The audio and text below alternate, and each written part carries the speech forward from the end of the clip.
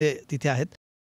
जवळ-जवळ आम्ही अंदाज काढला तर साधारणपणे एक 9 ते 10 महत्त्वाचे पक्ष राज्यातले, म्हणजे 2 राष्ट्रवादी, 2 शिवसेना, भाजप, काँग्रेस असे सोडले, तर इतर जे महत्त्वाचे पक्ष आहेत, ज्यांचं राज्यामध्ये आपलं बलस्थान आहे, मग वंचित बहुजन आघाडी आहे, मनसे आहे किंवा समाजवादी पक्ष वगैरे असे पक्ष, अशी 10 एक पक्ष रिंगणात असणार आहे. तुम्हालाही वाटतं ही निवडणूक खूप वेगळी असणार आहे यावेळेसची आणि खूप क्लोजली फाईट इलेक्शन असेल असं? मी असं म्हणेन की 1990 हं, च्या दरम्यान जी एक प्रोसेस सुरुवात झाली होती, हं, राजकारणाचं सोशलायझेशन हं, आणि उमेदवारीचं सोशलायझेशन जे चाललं होतं आणि त्याच्यामध्ये लोकसभेचं कॉम्पोजिशन बदलत होतं. हं, त्याच्यामध्ये मंडल आलं. हं, मंडल आल्यानंतर लगेच आपल्याला प्रायव्हेटायझेशन आलं.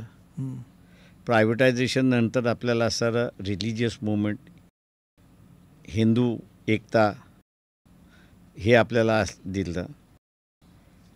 हे माझ्या अंदाजानं जे सोशलायझेशन जे चाललं होतं त्या सोशलायझेशनला थांबवण्यासाठी चाललेले सगळे प्रयोग होते. त्याचा आता अंत होतो आहे असं मी त्या ठिकाणी मानतो आहे. आणि पुन्हा सत्तेचं सोशलायझेशन हं, आणि उमेदवारीचं सोशलायझेशन हं, ही प्रक्रिया पुन्हा सुरुवात झाली.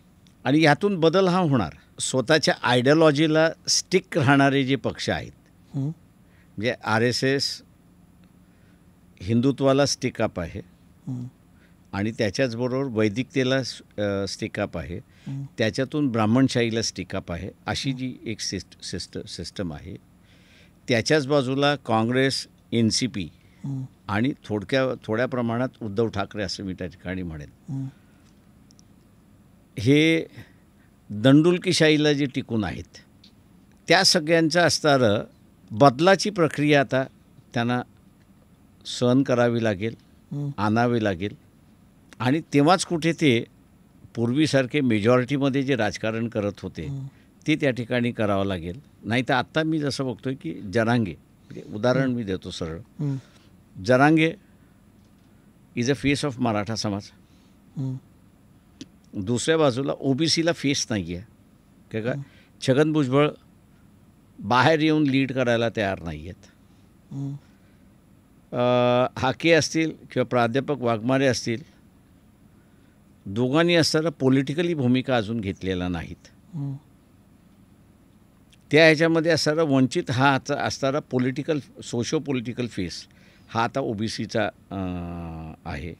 त्याच्यामुळे आपल्याला पूर्ण डिवाईड झालेलं दिसतं आहे की एकतर तुम्ही आम्हाला घ्या, समतेच्या मार्गाने घ्या, आता आम्ही असं ओपरे म्हणून यायला तयार नाही आहोत. आणि आपल्याला असं दिसतं आहे की लोकसभेच्या ह्याच्यामध्ये हा जो OBC सेक्शन जो आहे, हं, जो आता मराठा समाजाच्या विरोधामध्ये पूर्णपणे उभा राहिलेला आहे, हं, तो आता सेकंड फिडल खेळायला तयार नाही आहे. का तो म्हणतो तुम्ही आमचं आरक्षणच घालवत आहे हं, आणि मला आता माझं आरक्षण वाचवायचं आहे. हं. सो रिलिजियस हे इश्यूज हे बाजूला पडलेत आणि आरक्षण हे सेंटर स्टेजला आलेलं आहे.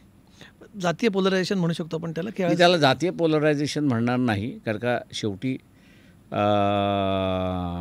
इंटरेस्ट पोलरायझेशन आहे असं मी त्या ठिकाणी म्हणणार आहे.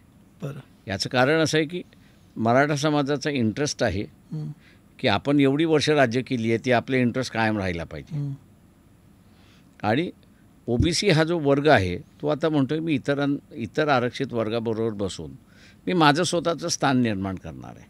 त्याच्यामुळे ह्याला आपण जातीय कलर म्हणावं असं मी त्या ठिकाणी म्हणण्याचं हे नाही आहे, पण इंटरेस्ट आहे वन इंटरेस्ट मराठा समाज त्या ठिकाणी जपतो आहे आणि ते उद्ध्वस्त करण्यामध्ये OBC पुढाकार आला अशी परिस्थिती आहे. तुम्ही जरांगेंचा उल्लेख केला, म्हणजे मला खरं मुलाखतीमध्ये नंतरच्या टप्प्यावर जायचं होतं, पण आता तो उल्लेख आला आहे म्हणून मला याच्याबद्दल जरा जास्ती सविस्तराने बोलायचं आहे.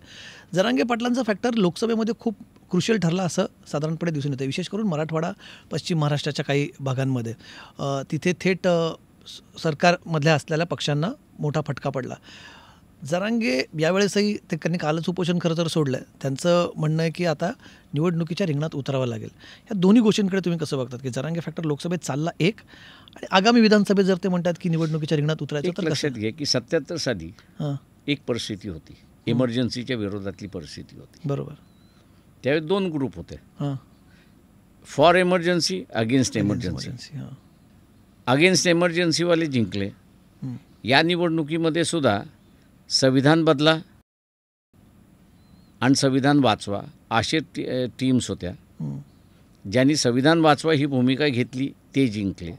आत्ताच्या इलेक्शनमध्ये जो आहे तो आरक्षणाचा मुद्दा हा कळीचा मुद्दा आलेला आहे. हं. बरोबर, तो लोकसभेलाही होता ना बाळासाहेब. नव्हता. आरक्षणाचा मराठा मुद्दा आरक्षण जरांगे पाटलांचा. तो मराठा समाजाचा होता. हां. पण तो ओव्हरशॅडो झाला. संविधानच नसेल तर आरक्षण कुठलं. बरोबर. हां. बरोबर. आत्ता जे ह्याच्यामध्ये संविधान स्टेट असेंब्ली इलेक्शनमध्ये संविधान वाचवण्याचा मुद्दाच नाही. स्टेट असेंब्लीमध्ये इलेक्शन असं आहे की आता तुम्हाला मिळालेलं आरक्षण वाचवणं हा त्याच्यातला भाग आहे. हं. तेव्हा ओबीसी असं म्हणतो की मला आरक्षण मिळालेलं आहे ते मला वाचवायचं आहे. हं. माझ्या आरक्षणामध्ये इतर कोणाला घ्यायचं नाही आहे. मराठा समाजाला मला बिलकुल घ्यायचं नाही आहे त्या ह्याच्यामध्ये. आणि तो आता आपलं आरक्षण वाचवण्यासाठी निघालेला आहे.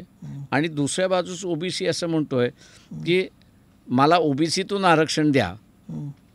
आणि त्याच्यासाठी त्याचे सगळे प्रयत्न चाललेले आहेत. तुम्ही आता यावेळेस तुम्ही जे उमेदवार जाहीर केलात, म्हणजे तुमची पहिली लिस्ट बघत होतो, त्याच्यामध्ये तुमचा फोकस हा जास्तीत जास्त ओबीसींना अकोमोडेट करण्यासाठी असेल. हो, आम्ही असणारे यावेळेस मॅक्सिमम नंबर ऑफ सीट्स हां. या SC ST OBC आणि आदिवासी यांना देणार आहोत. हं.